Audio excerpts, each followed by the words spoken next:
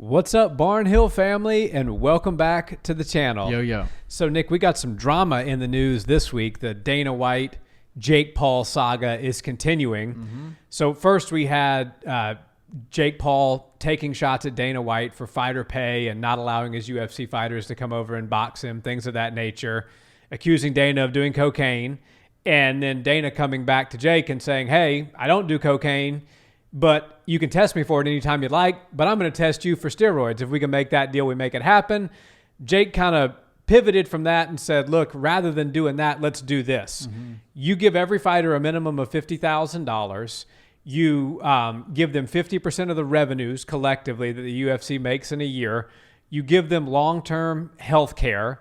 And if you do those things, I'll enter USADA and sign a one-fight deal with the UFC to fight Jorge Masvidal. So I guess maybe in a weird roundabout way, that's his way of answering the steroid question. I'll get into the USADA pool if you do those things, but obviously he knows Dana's not doing those things. I think what Jake's doing is good for fighters, like encouraging more fighter pay and stuff like that, but it seems like the things and the numbers that he's requested here are not something that Dana White is even going to bite on. Yeah, and during this lull in this opening part of the year where there hasn't been any fights and then they took the holidays off, it's really nice to get some entertaining stuff inside the fight world. And there's no more entertaining person right now in combat sports as far as the trolling and the internet stuff goes than Jake Paul. And he's decided to point his cannons at the biggest name in combat sports, the biggest promoter, right? Dana White is the guy. You don't get higher up in the ranks as far as fight promotion and combat sports as Dana White. So the fact that he is saying all this stuff and actually getting responses out of Dana is pretty crazy. Dana's always one of those guys that's willing to play ball with you, whether it's in negotiations, whether it's in fighting publicly, whether it's trolling, whether it's joking or not. He's always willing to engage with fighters, and he doesn't feel like he's above anybody when it comes to that sort of stuff. So you get a very interesting layout as far as a feud in the sport goes. You've got this guy who, and for all intents and purposes, just got into fighting and is claiming he's the biggest advocate for all of fighters, and versus the guy who's done more for fighters than anybody else, and he is also the biggest promoter. But it also kind of feels like it has all the ingredients to make a great recipe for a great rivalry and something that's highly entertaining. I've been enjoying watching the back and forth because Jake, he doesn't seem to miss when it comes to the creativity and the call outs. And Dana also is really good at the smackdowns and the rebuttals. So I've been enjoying watching it. I do think that there's one thing that Jake may not be thinking long-term about, and that's barking up the wrong tree and ruffling the feathers of the guy that has the most power in combat sports. Dana White holds the key to the to the golden city for Jake Paul. Yeah. MMA fighters that want to go prove themselves in boxing. Now that you've made him angry and now that you've kind of called out all of his fighters and done it in sort of a shady-ish way, he's not going to want to play with you. He's going to take his ball and go home. Yeah. And now you're going to be left in no man's land boxing boxers that are at your same level or, looking for guys who are no longer in the organization and stuff like that. So it is interesting. I feel like there's positives to Jake doing this. There's also negatives. And Dana, I think it's cool that he's playing ball. Yeah, I think so too. And, you got to respect Jake for calling and asking for, better fighter pay and better fighter treatment and stuff like that. That's a topic that is talked about quite regularly in the MMA circles. And obviously on this show, we bring it up from time to time. And I see both sides of the situation here, right? I don't see any organization that invests in the future of their business to build their fighters more than the UFC. Yeah. The UFC builds stars. Yes, could they pay them a little more? Probably so. Is $10,000 as a starting contract a low amount? It probably is. Is $50,000 the right number? Also probably not. So maybe somewhere in the middle here, we're going to see things sway more in favor of the fighters as the years go on. But nobody builds a star. There would be no Conor McGregor. There would be no Francis Ngannou. There would be no Israel Adesanya without the framework of the UFC. And Dana White said it best. Every Golden Boy promotion, every Showtime boxing event is almost like a going out of business sale. We pay all the people on the undercard a few $100, maybe the co-main event gets a few thousand, and then the main event makes all the money, and we barely get by. And he said, look what we're doing. We're building Apex centers in Vegas. We already have one. We're breaking ground in Mexico City. We have one in Asia. We're building our framework. We have a deal with the biggest broadcaster in sports, which is ESPN. So look at what, yes, maybe we're not paying fighters all that much money in their young stages of their UFC tenure, but at the same time, we're creating the framework for these guys, if they're good enough, to build to become mega stars. And Jake realizes that because Jake's last pay-per-view didn't do so well. Yeah. Nobody really wanted to see him fight Tyron again. And they're saying the numbers were like 65,000 total pay-per-view buys.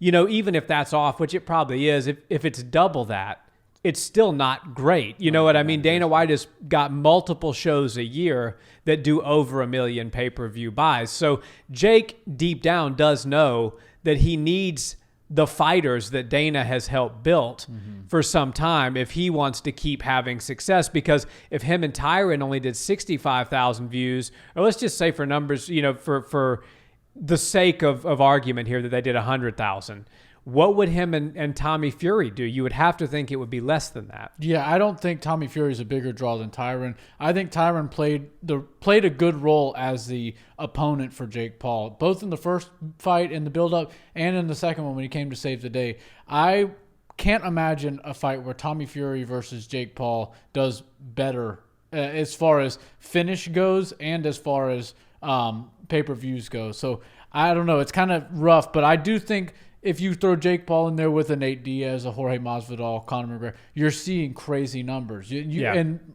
it largely has to do with the guys that are coming from the UFC. Jake Paul is a star, and there's people, you know, the 65,000 pay-per-view buys, it can't be totally taken the way it was. You know, that was what Showtime said that they did. Yeah. But people know how to stream illegally, and the Jake Paul crew is not really of the fight world that does the Showtime pay-per-views and does the UFC Fight Pass. They try to swindle through and find ways on the internet to watch these fights, and maybe they only care about the highlights. So while I don't think that they are under speaking when they talk about the 65,000 pay-per-view buys, I think that a lot of people do know about Jake Paul knocking out Tyron Woodley in that second fight, and the world is talking about it. And love it or hate it, he's gotten a response from Dana White. Dana White and Jake Paul are in a feud right now, and there's plenty of guys that are 4-0 in boxing that if they started calling out Dana White, it would never even reach his, stratosphere as far as like his Instagram or anything like that. Jake Paul is ruffling some feathers. He does have a big name and he's doing the right thing, but I do think that he might actually be screwing himself in the long run as far as future opponents, because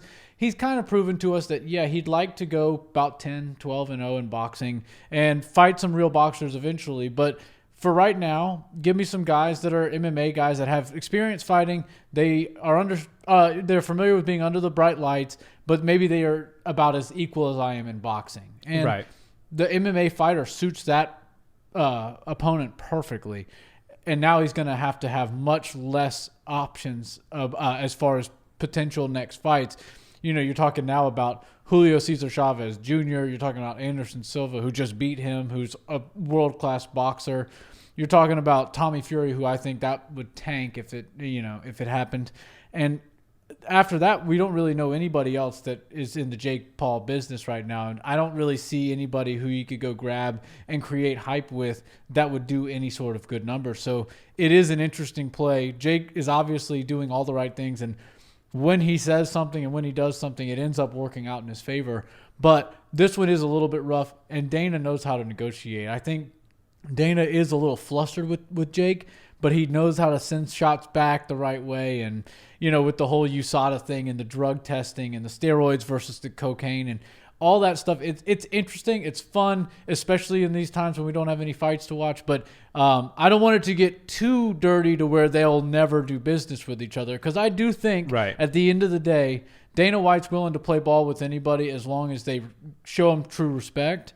And as long as Jake Paul doesn't go too far, even with what he's said so far, I think he can still get into business with the UFC and with Dana White in the future. Yeah. Well, wasn't Dana White going to box Tito Ortiz at some point? Yeah. So I don't want to see Dana box. Maybe Dana boxes Jake. No, I don't want to see that. I'm just kidding. Yeah, that's not. He wasn't the $400 million man when that was taking place. There's no chance of that. I just say that jokingly, but I'm surprised that Jake hasn't brought that up yet because there was at least some framework laid out for it. Dana White did agree to box a fighter before, so you could at least, if it's never going to materialize, you could at least have some fun with that. Yeah, I think it'd be at least fun for Jake to poke fun at, because Dana would be the kind of guy to, like he always does, joke around with you and be like, no, I'm not going to box him. Like, he'd probably admit that he would lose that fight, but that's 50-year-old Dana White. Like, of course he's going to lose to a guy who's young and seemingly decent at boxing and getting better as the years go on. Yeah, it's going to be interesting to see what happens, but I agree with you. I hope the feud stays somewhat civil, because I think Jake's best path forward is to fight UFC fighters, and the only way that happens is if Dana allows it, unless it's well past their prime fighters like T Wood.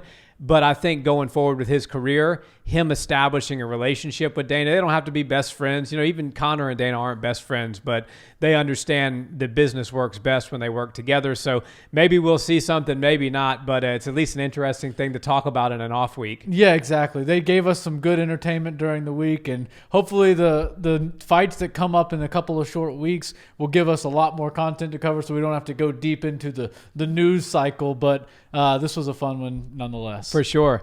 Guys, thanks so much for watching this video. If you're new here, we talk about all things combat sports related, MMA, boxing, give predictions, break down fights, the whole 9 yards. So if that's your thing, we really appreciate a subscribe to the channel and a like on this video if you haven't done so already. Until the next one, have a wonderful day. Peace.